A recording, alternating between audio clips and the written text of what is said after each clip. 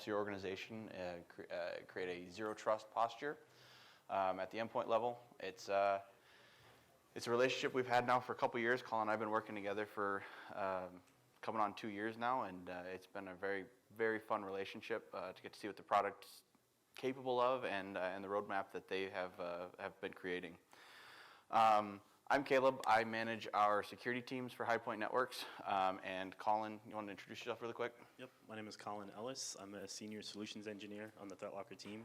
And yeah, I partner with Caleb, my partner in crime here. We handle all onboarding, implementation, so from start to finish. If you'd like to even see a proof of concept, understand how it works, and then actually apply it, I'll be your guy. So, sweet. Well, with that said, as most of you already know, security is a very much a layered approach. There is no solution that is, gotta do that too, I guess. No solution is 100%. They are never 100% effective. One of the things that we've learned over the years is that there is no silver bullet for security. There is many, many different approaches, and it has to be a layered approach. One of the things that we've learned working with ThreatLocker is how we can prevent and avoid 0 days. I know, Colin, you were wanting to talk about a couple of them. Yeah, and it comes back to a lot of the topics that we've discussed today. If we want to be proactive, what's the right way to go about that? Balancing the time that you guys are investing into anything security and how we can make those things really tangible. So my goal, as always, as an engineer, is to take that same notion of zero trust and debunk it just a little bit. So it makes it a little bit harder because you see on the ThreatLocker labels, zero trust endpoint security platform. But what that really means to me is something very simple. We make least privileged a lot easier to implement and a lot easier of an end goal to get to. And we'll kind of break that down in a lot of ways, but where it's most effective, in my opinion, is when you're dealing with 0 days. If you think back to every named vulnerability you know of, every critical CVE that popped out, what do they all essentially lead to? Two things at a high level. It's either remote code execution or someone having access to the network that they really shouldn't. So our goal here is to say it doesn't matter what's going on with your tools. You understand how these tools are supposed to function, so why allow them to do anything else? And we'll kind of walk through how that gets implemented, what it actually looks like, but it's taking actual control. You can go back to like just traditional allow listing, whitelisting, and the goal is to say you understand what applications can run. You can reduce that surface area of attack quite a bit, but what happens when those good tools are misused? So my favorite organization to pick on is Microsoft. They are the epitome of software development and the human error that kind of rolls up into that. So Felina is the one I decided to pick on today. Every one of you, you've looked at some member of your staff and reminded them, hover over links. That $50 Walmart gift card isn't a real thing.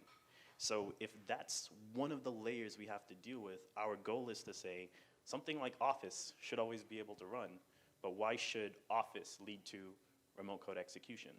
If that has nothing to do with your end users, and that's coming from the supply chain, what is left? So very simple, Office is Office. It can function as it should, but it stays in its lane. So we're gonna introduce what that really looks like, but that's the goal. So you go back to something a little bit more current. libwebp, the next one I wanted to pick on, just as an example. In the past 2 weeks, you've seen so many stories about all the browsers, meeting tools, any communication software that's affected by that. But at the end of the day, it's bound to happen. Not just libwebp, but for every piece of software that exists. So if we already understand that, why would we allow these tools to just have free reign? So we just want to bring that in. So yeah, you could jump to... Yeah, so often you hear the term whitelisting or allow listing, and you do kind of have this gut reaction of, well, this is a pain to implement. There's so much that goes into it. There's so much I have to be ahead of, so much I have to be on top of, Windows updates, et cetera. And that is really where ThreatLocker shines. We're able to, or actually, the ThreatLocker team has created what are called built-ins that will apply to most common applications that you see in your Office environments, as well as every Windows update that comes out. So there is no manual whitelisting or allow listing of every single application, DLL, executable file, you name it. It's already done for you. So the onboarding is very, very straightforward. The built-in policies make life very, very simple. I think you say that the best when it comes to how simple that is. Right, so I'll give you two quick examples. So in my time, and again, not to point out any direct vendors, competitors, or anything like that, just experience. So I've personally locked down environments with AppLocker. I've been on the Carbon Black Bit9 side of the house as well. And a part of my experience there has always been, when Patch Tuesday rolls around, you most likely have to remove those devices from their secured state to say Windows updates just fundamentally should be allowed. No one wants to do that. So when I heard about the ThreatLocker team, this is back in 2020, and the shift that they were looking to make there, it's very simple. They just hired a team of people to track those updates for you. So when you think of the allow listing, I want you to envision ThreatLocker essentially being in the middle of the supply chain. And our job is to say, when Office releases an update, when Chrome releases an update, those things are not only vetted for you ahead of time, they're pen tested, checked. So before they roll into general availability, our team has already seen it and approved it. So LibWebP, coming back to that, how many apps do you think that actually affected? I'd be honest and say just about all of them. If there's a communication layer of any tool, LibWebP is baked in. So when things like that enter the space, our goal is to say, you don't have to worry about immediately patching. You still need to patch, but the realm of risk that it introduces, it's so small because those things have already been targeted. So if we're looking to be proactive, we're not just going to wait until one of those things gets weaponized. It's kind of nullified from the supply chain. So in the time that I've been with the team, I've seen SolarWinds Orion. I've seen Exchange. I've seen the attempts that have gone after many RMMs and other security tools in the same way, and they all come back to the same thing. One small amount of human error in developing has nothing to do with the users we are trying to protect every day. It's just software. It's a part of the life cycle. So if that's always going to be a thing, all we're saying is you don't have to wait until it's weaponized to do something about it. And that's really the shift. So the rest of those built-in applications, it allows us to say, again, not just Office, not just the typical third-party tools, even on the Mac OS side of the house, you get that coverage. And it's what's out there. So a part of the John Deere presentation, which I loved, it was the most triggering thing for me. He basically said when he was training the AI, they were trying to train the AI to look at everything going on. And they simplified the process by just training the model to figure out what was necessary. The sky, the earth, the grass. That's it. And the whole process became so much simpler. And that's exactly what we're doing. Why would you need to worry about every piece of software out there? Ransomware is just software. Malware is just software. So we took a step back and said, well, we can learn about your organization. These are the 100 apps you use across every single department. Departments A through B use these apps. That's it. So we reduce that surface area by actually giving you control. And that's really where we've kind of made our name in the game. Yeah. Did you want to talk through the pyramid at all? Yep. And did you want a laser? Yes, I'll borrow the I laser. figured you would. So the pyramid, this is fundamentally where we sit. So what we're used to from a security perspective is really looking for detection and covering that human element. And I don't have to be the one to tell you. I know for a fact that this human element will always be a thing, right? So you go through those fundamental things. Spear phishing campaign, those things get really targeted. You look back 2 weeks ago to MGM, and using them as an example, how that attack started, just really, really good social engineering. Super simple. So if you always have to worry about this human element, what time do you really have to make sure that these tools are detecting humans doing the wrong thing, which innately might look good? So the big shift that we're looking to position is that we're not telling you to remove detection. This is always going to be necessary. But don't solely rely on it. You think back the past 5 years, every major vulnerability, every minor one, what do they all kind of amount to? Remote code execution and someone having access that they shouldn't. So if I can compromise an account, domain admin rights, what is a detection tool going to do about that account? It's being driven by a human. So when we do these examples, there's this lovely rubber ducky that I love to pick on. Hack5 rubber ducky, and it does two things. You plug the drive in, and it uses PowerShell in your user context to just copy your data and upload it to Google Drive. And that's the big issue with just relying only on detection. The detection has to think the behavior is bad. So if attackers understand this, that's exactly why data just walks out the door. We were talking about the different types of attacks. Yes, ransomware is the big one. 60% of what the team dealt with last year, ransomware. But data exfil, how does that actually happen? Your user is allowed to open files. Your user is allowed to browse the web. Before we even introduce PowerShell, the easiest way I could attack any one of your users is just Chrome, just uploading data that way. Nothing fancy. So that's all we're kind of saying. Going back to the triangle, you should actually live a little bit more over here. So as Dean was kind of mentioning, some of the facts that we have to move forward with. MFA is a no-brainer. That has to be in place. That's not a question. You deal with that identity layer very, very directly. But what about permissions? How many users out there have local admin rights? Not because they need it. Well, they might. Maybe one tool, one process might need that. But how well is that being controlled? When you're doing your audits, how easy it is for you to report on that. I know it's not, because we've been there. So that's all we're saying. If you live a little bit more on the controls, especially around what apps are running, you sleep a little bit better. Because again, malware, ransomware is just software. It might be programmed in .NET, C#, Visual Basic, but it's still just software at the end of the day. And you guys already know what should be running. So that's where the controls become a little bit more tangible. You don't have to go hunting for that. You'll kind of have it at your fingertips. So yeah, last piece of the triangle, the humans, us, prone to mistakes, prone to issues. And beyond just the supply chain, I want you to think about everyone on your staff. When you run your security awareness training, you know off the top of your head everyone that fails and how often they fail. So with that failure percentage, that's the one thing any attacker is looking for, just one click, one entryway in, and you have actual control of that.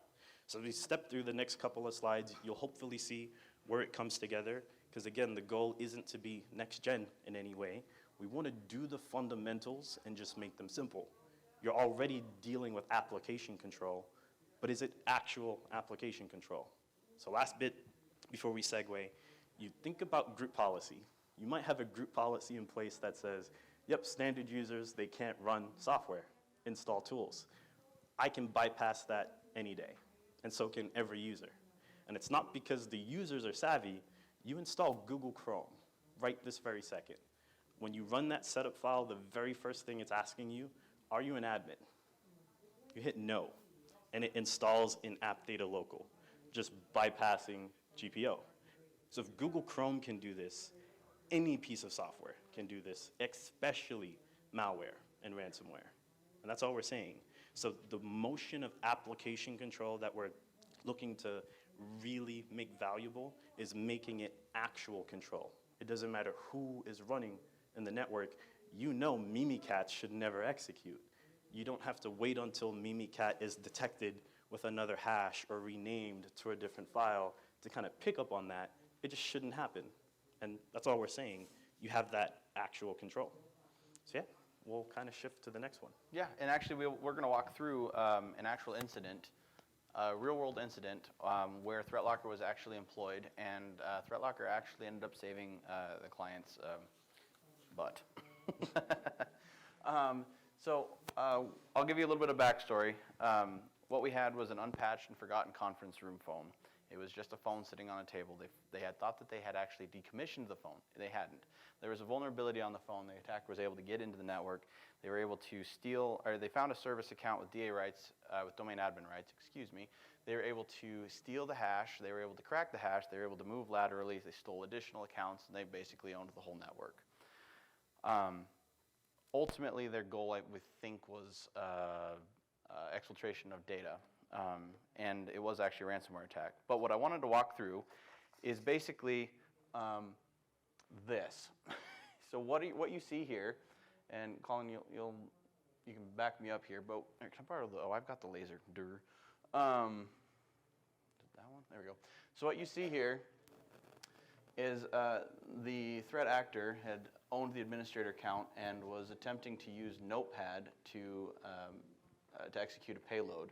You'll notice that they were trying to use TeamViewer to get remote access, and what they were finding was, over here you'll see ThreatLocker was denying the action to set up TeamViewer. So what they tried to do was bypass ThreatLocker by renaming the executable, by renaming it again and again and again and again and moving it. And basically, the way that ThreatLocker works is it's looking at the hash of that file. So ThreatLocker was never fooled in what they were doing because the hash had never changed. After they had attempted to gain access to the system with the remote access tool, they moved into some other methods that we'll jump into in a moment. But what's important to note here is that this deny with option to request option here allows us to simplify your user's experience. When your users are encountering things that are actually good, obviously this is a bad illustration, this is an illustration of an attack. However, if an employee runs into a piece of software that they need to install or need to execute or need to use, they have the ability to request that. We have the ability to control and view what they're trying to do and make an educated decision on the file and the executable requested. Did I miss anything on that? No. The one thing I did want to mention, TeamViewer that you see there, that is a ThreatLocker built in. We know everything about TeamViewer, every file, DLL component that makes it tick. But just because something is a ThreatLocker built in doesn't mean it's just allowed to run. So in this example, remote access, any rats out there, they're all legitimate. You think of the TeamViewers, the AnyDesk, just about any single one of them. Most cases, they go undetected. So in a blatant attempt like this to run it, obviously, it's denied. But sometimes you'll see them be piped into the emails. Just going back to earlier this year, Outlook calendar invites, malicious ones. You accept that invite, TeamViewer is running in the background. And that's where the whole concept of, again, not just relying on only detection. So as a security engineer, my goal is not to displace anything. We all understand layers make a difference. But if we know that your remote access tool is a ConnectWise Screen Connect and you've never ran TeamViewer in your network, that's never going to be allowed to run. There's no judgment being passed, it's just a policy. So my favorite thing about this slide is when they're changing the file types, not just the rename. You see the .jpeg that's there. So even in that reclassification of the file, because they have admin rights, they have the ability to right-click, change properties, you're still protected because it's still executing and it's not something that's allowed to run. But it gets better, you'll actually see. It does. So here you'll see they tried to execute some more stuff. Let's see this laser. There's a couple of payloads in here. You'll see there's a PowerShell script. They're trying to actually execute out of a folder called scripts, assuming that whatever security software is in place is allowing execution out of that folder. It was still denied because it wasn't software. It wasn't allowed by policy. In fact, unfortunately, I have this box in the way, but you can see they also attempted to run an MSI running in an engineering piece of software. Also not allowed because there's no policy for it. They even tried to weaponize PDQ deploy, also not allowed. You can see they also tried to execute this payload with the Lero scripts there. One very important part to note here is you can see here they were attempting to boot into safe mode so that they could disable all of the security software on the machine and own it. They were unable to do that because I believe that's also a ThreatLocker built in. Right, so that's BCD Edit, the boot configuration editor. One of my favorite policies that's popped up, and I'll explain why. Prior to my role here at ThreatLocker, I was an automation engineer. Specifically, Am I actually? Yeah, ConnectWise Automate, just as an RMM. Just throw that out there.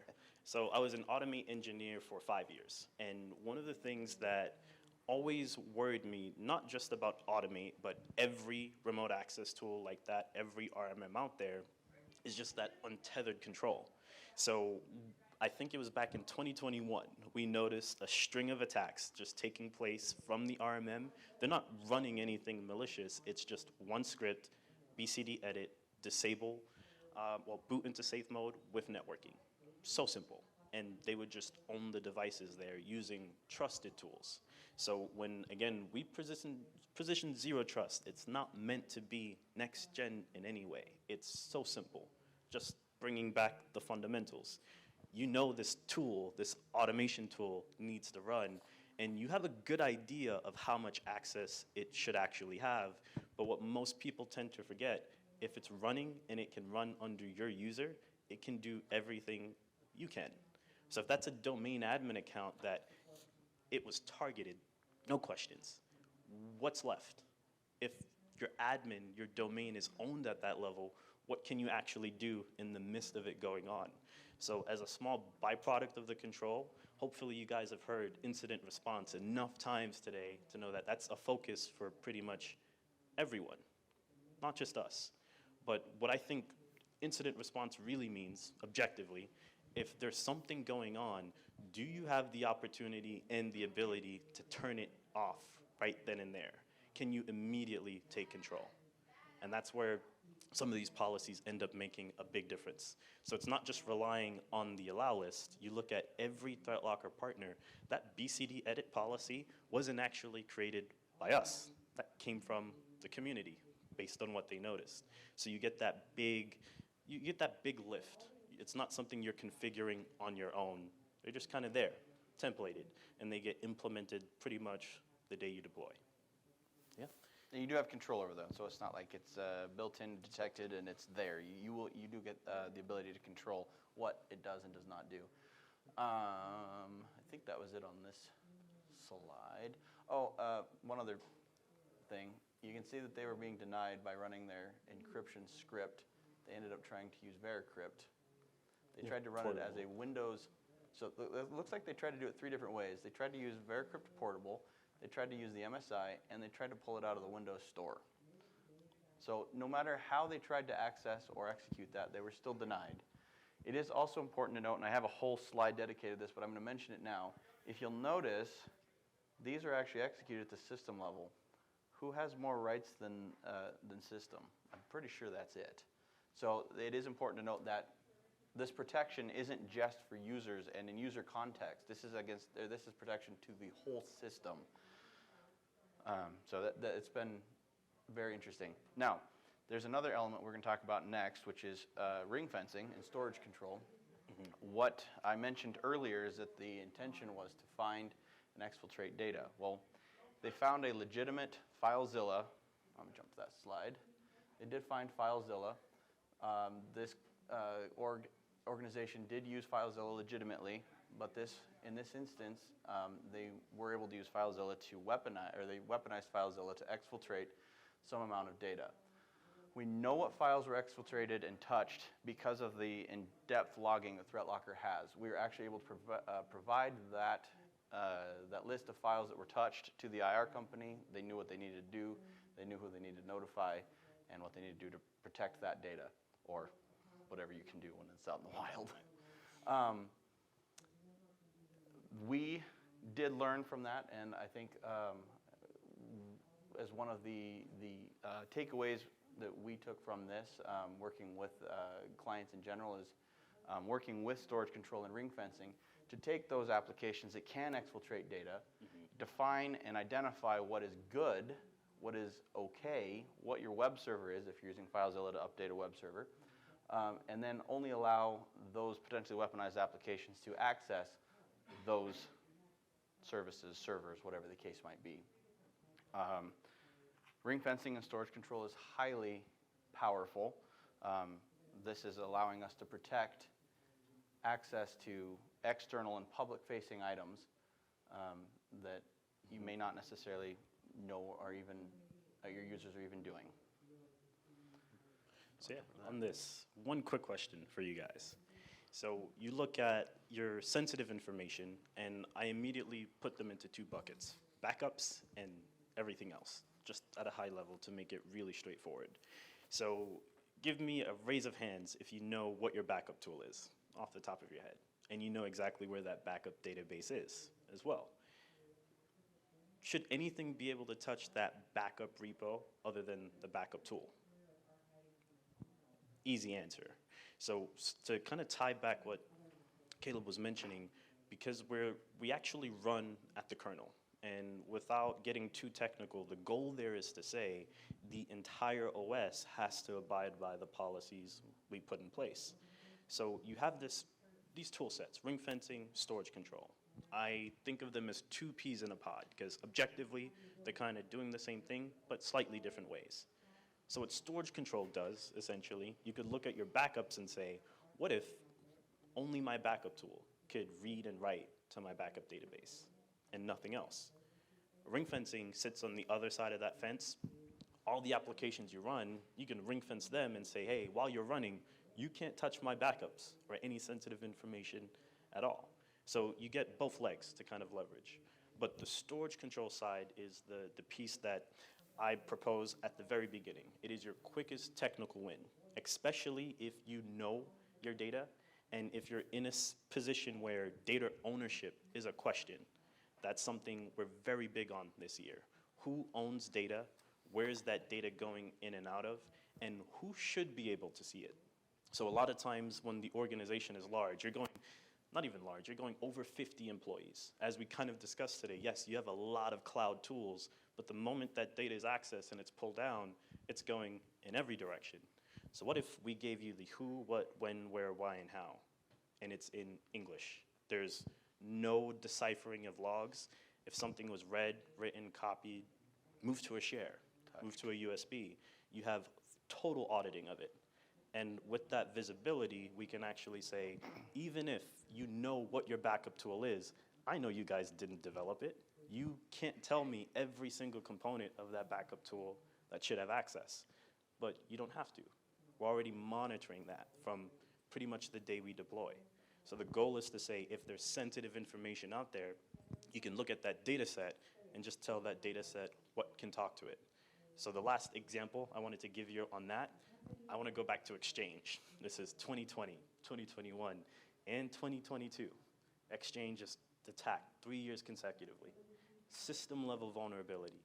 And not just your organizations, but you think of the big named organizations that got affected by that.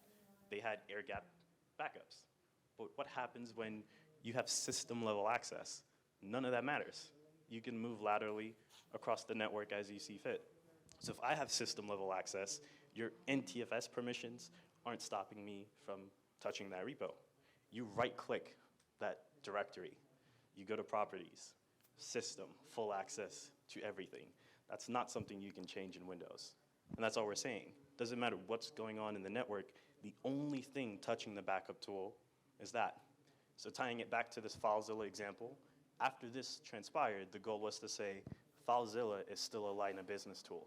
While it's running, it can only communicate to this server, nothing else.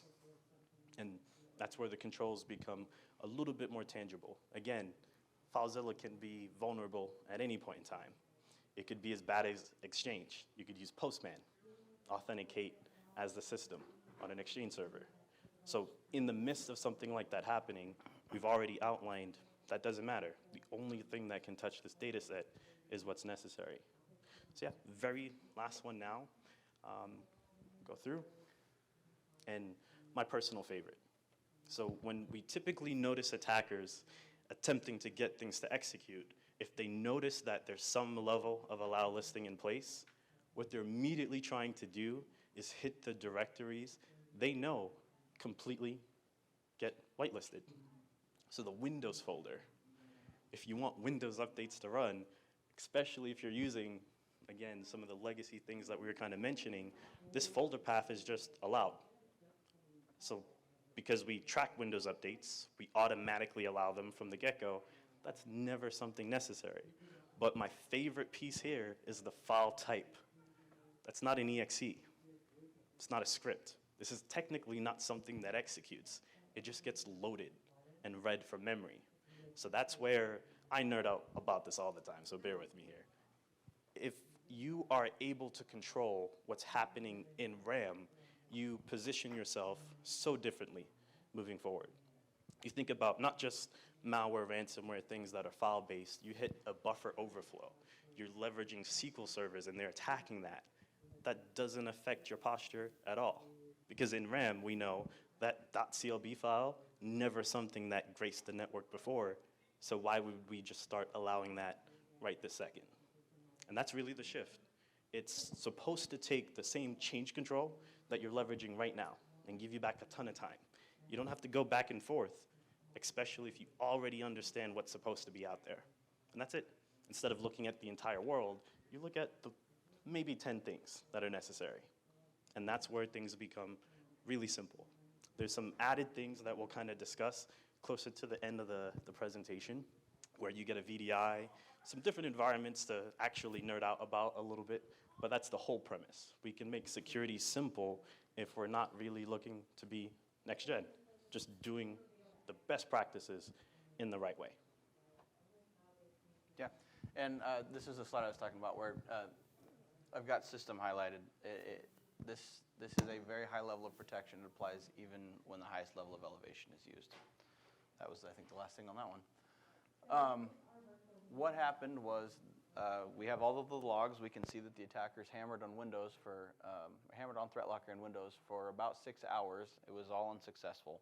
At the end of the day, all of the workstations, all of the servers remained unencrypted, and definitely had IR, but it was not a rebuild of the entire environment, which saved the client a whole lot of downtime.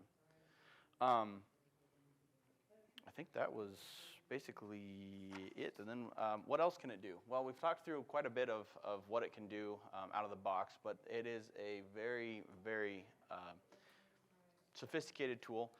There is some privileged access management that you can do with it. How often do you have users that are not running as administrators requesting to update, I don't know, stupid illustration, iTunes. Do I always pick on iTunes? I think I do. They want to update iTunes. Is that a business application? No. Does it happen? It does. But if we want to eliminate administrative rights from our end users, they're going to run into those, which means that they're going to submit a help desk ticket, which means that you're going to have to go help them and enter credentials. Where ThreatLocker helps is the ability to actually write policy to say, these users, these computers, this org, this wing of the business has the ability to update all of these, and that runs at the actual application context. So that means that if iTunes needs to run as an administrator, it is elevated not as the user context, but as the application context. So the machine remains safe at the same time that update is running, because the only thing that's elevated is that executable and in that context. Last bit to add on there. Internally, I say it all the time, when we go through our SOC 2 Type 2, it is one of my favorite audits because the auditors are kind of like, wow, that was pretty simple. So the gist of it is we have no admin accounts whatsoever. There's about a handful for domain administrative tasks that are just necessary, but beyond that, there's not one local admin account that exists. And when you can report on that, because they'll always ask you directly, if no local admin accounts exist, how are you elevating your CAD software, your financial tools? Because they know. So you could actually show them, these are the things that get elevated by ThreatLocker. And if you do have a use case, because I know it pops up, you'll have an engineer, a developer. As much as we can automate it, they want their local admin rights. Okay, so you can have them. But everything you do with those permissions is fully audited and can be reported on. If they're opening up MMC and attempting to make a change, you have full transparency into that. Yep. I think we talked through a lot of this. We talked through a lot of what ThreatLocker is capable of doing. Excuse me. But as I mentioned earlier, I think at the beginning, we were talking about some of the roadmap stuff, and I think ThreatLocker Ops is one very exciting piece that's at the bottom here. One very exciting piece of ThreatLocker's roadmap, and that is actually the ability to use all of the data that we're collecting, all of the logs that we're collecting, and write actionable rules on those. We have the ability to alert when certain criteria or indications of compromise are triggered, and it is very robust. Yep. So a couple examples. My personal favorite, though, brute force attacks. You're dealing with any remote users that have to RDP in, connect in any way, always a risk. So you have the ability to say, failed logins. My favorite number to just throw out there is 10 attempts at a failed login. You can be alerted on that and take action. You could essentially say, if this transpires, then I would like this user account locked out or that device isolated from the network altogether. But my favorite thing to do is put the most talked about use cases all together. So you have maybe 10 brute force attempts on an account, and then the account logs in. And all of a sudden, you're seeing a file transfer, gigs, terabytes. You want to be in the know, but more importantly, you want to stop it. So you could actually put that policy together to say, if these 3 things happen, and happen within this time range, I need to lock out the account, disable all storage mechanisms on the device, and then isolate the device from the network. So our goal is to not be an EDR or any of the DRs, and I really, really want to stress that. So a lot of times the team says we're EDR adjacent. I really don't know what that means, but the whole goal is to say, as technicians, as engineers, if you're in an instance where you'd like to remediate, you generally know what you'd like to have done to the T. So why not just have the ability to control that? So you take that use case, you expand it. My personal favorite, which I'll leave you with today, is employee offboarding. The funniest thing that's ever happened to me. In ThreatLocker's Zero Trust World, our first convention, very first one, we had this marketing member of our team, and was doing a pretty good job up until the day of the event. So some details here got wasted, and she's kind of running the event. So this is day 1, and no one can find her anywhere. No one knows what's going on. So to the point where Danny, our CEO, actually starts getting worried, calls the police to find this member of the team. So 3 hours into this, figures out that she's in her hotel room, just plastered, just done for the rest of the day. So Danny starts building his offboarding policy right in front of me. And I kid you not, takes maybe 5 minutes, the user account is locked out, no access to the machine, and absolutely every single thing that she had access to revoked. So if you're doing employee offboarding, 2 more examples here for me as an engineer. There's no 2 weeks notice for the guys on my team. You have the idea of leaving the company, 2 minutes, your access is gone. But let's say you're a little less aggressive. You have a 2-week period. So while you're in this 2-week period and you're an offboarded employee, you're in a group. And if you're in this group, no access to removable media, no access to critical shares, and you can't touch any cloud storage tools, no questions. So I always say, if litigation pops up, yes, we have all the reporting to say this user did that, but you just never have to deal with it to begin with. If you're offboarding, well, that's it. You even lose access to the OneDrive. Because as you know, you can sign in to that on any device. Unless you're putting in those extra layers, that's always a threat. So you just lose access altogether. So yeah, that's really where some of the features come in. Ops is something that I'm really looking forward to you guys being able to see. Because talking about it is one thing, you actually seeing it in the environment, actually doing what you tell it to do, that's a different story. Yeah. When I got to see it in action, I was down in Florida a couple weeks ago and got to see it and play with it, so that was pretty exciting. I'm going to go back to, whoops, uh-oh, I think I hit it twice. Go back to this, or not back to this slide, back to this slide.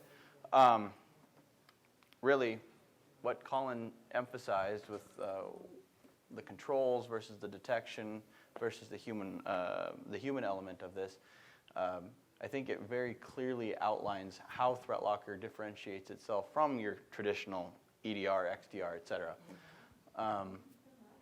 But I think that probably creates a lot of questions for you guys. So if you guys have questions, what can we answer for you? Do you have anything more on that, on this one? Yeah, so we could actually, I'll You help want- you wanna run guys through that with the one? question. Okay.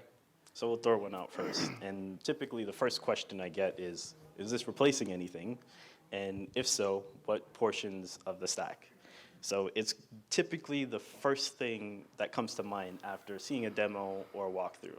And the goal is to say, no, we aren't intending to replace anything at all. We can work side by side with really any tool. Open APIs, we can feed into them, make them better. But to kind of answer that question head on, what you typically notice is your threat hunters, your threat detectors, they're scanning a whole lot less. There's less work for them to do because of the control that's in place. So really simple, users can't install garbage, so they don't have to scan garbage, essentially. So that's normally the first question that pops up. And then from there, what does onboarding management actually look like? Onboarding, super simple.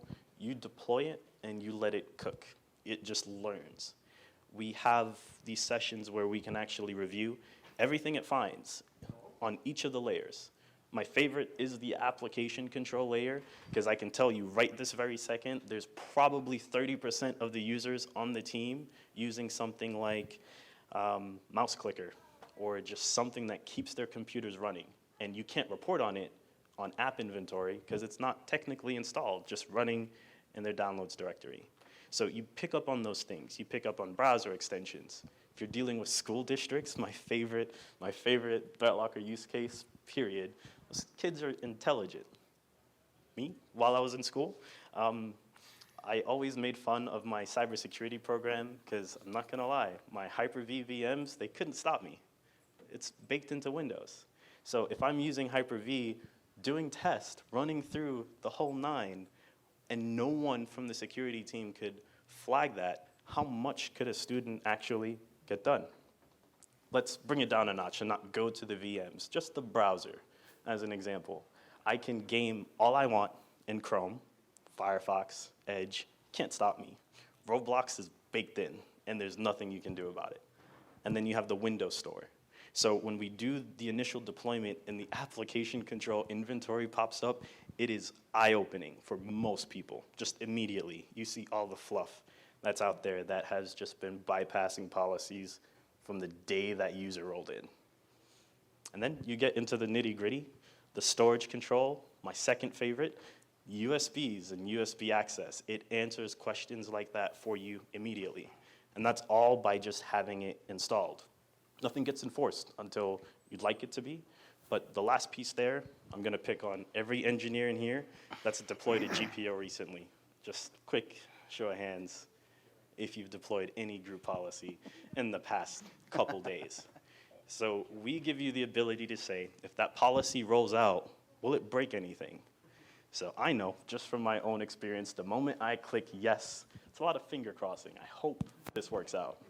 So a part of the audit you get is a real-time audit. So that's on the machine and in the portal. So before you lock anything down, we get to make sure the lockdown makes sense, because there's nothing worse than an angry developer, an angry CEO that wants to play Candy Crush, and Candy Crush can't run. So we give you that ability to actually simulate the lockdown and simulate how things would look before you roll it out. And it's not until you're comfortable with that simulation that we enforce things. Only caveat to that, because of the control, we were talking about incident response. Last bit, ring fencing. This is the thing that you can kind of implement almost right away. So let's say we deploy and we notice PowerShell just going nuts inside of your network. We can secure just PowerShell while everything else is still learning. Hey, your PowerShell shouldn't be talking to Guatemala, so it won't. And those are the things we get to make really tangible from pretty much the day you roll out. One thing we were talking about earlier, I don't think we got to dig into it, was VDI environment. Yes. Because that is hugely important to this. Yes. And that is something you would have from day one. So with the VDI, my school of thought here is you take on your level ones, the greenest members of your team. And if they're doing the printers, the installs, yes, that makes sense. But you want them to etch on the level of security, but at the same time you don't, because what do they know? So in the essence of due diligence, how can you trust someone so green to not just the company, but just tech in general to understand what due diligence actually is? Something pops up that you're not quite sure about. What is your next step? So you guys get this cloud sandbox, nothing on-prem in any capacity at all, and you have this room to play around and actually learn. So if you run something and you think it's malicious, you can drop it into the sandbox, and instead of it just regurgitating hashes, certs, it's an interactive one. So it is a cloud sandbox, full-blown Windows machine that allows you to see everything happening as that thing runs. So if it's encrypting, the canary system flags, and it actually shows the users what was encrypted, what files were touched, looked at. If something is changing like the startup, you get to see that. And VirusTotal is actually built into it. So if you're running a file and it's unpacking terabytes worth of data, all of that flows through the configuration, and it actually validates everything it's seeing. So you would know the difference between your threat hunter and your threat detector flagging something like this before it even enters the network ahead of time. And my favorite thing there, as a security engineer, I know the hardest thing for any of us to do is prove value of the security tools we're actually using. A lot of spend, a lot of time, a lot of effort, and the value isn't very clear in a lot of ways. But that VDI gives you a link. You can actually send this to anyone. This is exactly what this click would have allowed. And it's live, so it's not like you're sending a recording or anything like that. It's real time. So I've gotten to see it myself. Adobe Creative Cloud, 2015 CSS. Doesn't exist. Adobe's fully cloud-based. But you have those members of the team. I'm not going to throw shots at marketing, but they like to be kind of cheap sometimes, and they're running crack solutions. So when that Adobe crack runs and it's actually doing its thing, you get to see what that looks like. And it just opens up the door to make delivering value a lot easier if you can actually show it. Makes it more visible. Yep. So, yeah, that's a pretty cool one.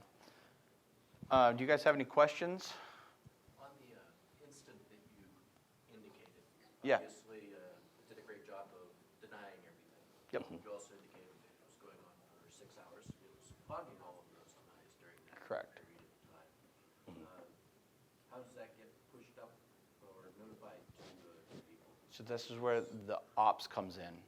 So because this, you can jump on this too, but because it's not detection and response, it's not going to at this point. That's where ThreatLocker Ops comes in. That's where the additional value of the logs comes in. Right. Is that right? Yeah, and to speak to that a little bit more, because it's really just a change control solution, you saw that option where it said deny with option to request. So what these attackers actually see is a little pop-up on the bottom right-hand corner. Hey, you can't run this. If you need it, you can request permission. Funny enough, yeah, a lot of them have outed themselves that way and actually sent the request over. So what we do to offset that before ops even existed, alerting can be set up to say, hey, I need a report of all blocked files that pop up every day, every hour, that type of thing. So you can get that going, but the premise of what we're doing, we're not interested in delivering false positives. It's yes or no, you're allowed to run, and if you're not, you can request permission. But like Caleb mentioned with ops, the shift comes over there where the telemetry data we have, it allows us to step in the field of detection, but again, that's not the primary focus, just the controls. But beyond that, the logging itself is also there. So from the portal, you have the reports. There's a lot from the UI that helps assist you identify those things right away. But yeah, that's pretty much the main mechanism. If it's not allowed to run, it's just denied. Question. Good question. Other questions? On the USB, the removal media. Mhm. So what is the functionality again on that as far as the controlling of allowing USB devices? Yeah. Or Yep. So it goes to, well, first of all, we don't shut down the port. okay. So peripherals still have to work, so they just do. You get full control over which drives can be allowed. So this can be policies you build based on serial, based on manufacturer, a combination of that, users, and so on. If it can be encrypted or if it is Yeah, encrypted. you get to enforce encryption. That was kind of where it was going. And what makes it simpler to tackle USB control in general, the moment the agent's out there, it's already recording every drive that gets plugged in. So you'll actually get a digest, every USB, every serial, and every user that's tied to it. And then you can also report on every piece of data that they've allowed go in and out of that drive on any machine. So if you take one drive and touch 10 different computers, you get to see that clear as day. And you know exactly how those drives are being used. I think that's worth the weight in gold right there. For sure. Other questions? I thought it was interesting, with that customer with the IR, they had it in place for what, 2 months, 3 months? Was it even, yeah, 2 months, I think, yeah. So It was just pretty, the value, I just remember that director of IT, I mean, he looked pretty good to a CEO, saving all of his workstations he did. and servers after asking me that. Yep. Yeah, last bit there with logs. You can download them. Excel, CSV, PDF, you can export them right out the portal. You're using another SIEM, you can ship them right over. Agnostic, I'd like to say truly agnostic in this way. And I pick on that because you'll be surprised as to many security vendors that don't actually open up that flow of API communication.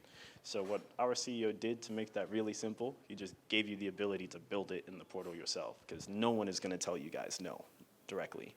So you have that opportunity to say no matter where data needs to flow, you can have it pivot in any way. So I'm not sure if you guys have been using Roost or if that's popped up on your agenda at all. I've had a lot of partners use Roost and pretty much tie all their tools together. If it's not something you've heard about, I would say look into it when you get some time. But from an API perspective, it plays so nicely with us, and it allows us to feed in just about any tools out there. Just make them a little bit more valuable. I think we're about at time. Terry, are you looking at remote questions? Yep, there's none. None? Okay, Awesome. perfect. Any final questions? Perfect. Can I ask Oh, one yeah. silly question? Go ahead. Okay. So, this is kind of a user-based question for ransomware. So if, and forgive me, if the operating system, Windows, has the ability to run the encryption, wouldn't this stand in, like, the tool to encrypt? Wouldn't it, like, if you don't allow it, would it allow encryption? I don't know how to ask that. Are you talking very about well. BitLocker Like specifically? BitLocker, as an example? Like I said, that was kind of a. No, that's a really good question. I don't know enough to ask that question, but I'm just thinking if it's application control and it's not allowing it to run within Windows, No. why would it allow No, your drives to get encrypted? that's a beautiful question. And the answer to that is we actually give your technicians, your technical staff, sole control of something like BitLocker, as an example. So built into every Windows machine, it can just run. Any user can open that. So we basically say that's just the technical staff, number one. And if you're dealing with, like, again, outside of the users, just the system, the only thing capable of touching BitLocker is you guys. So if it opens up even at the system level, you can control exactly how BitLocker can run, when it can be executed on a schedule. So you get a lot of control over that. But one of the policies you guys get day one, PowerShell, shouldn't have access to BitLocker unless it's being driven by your technical staff.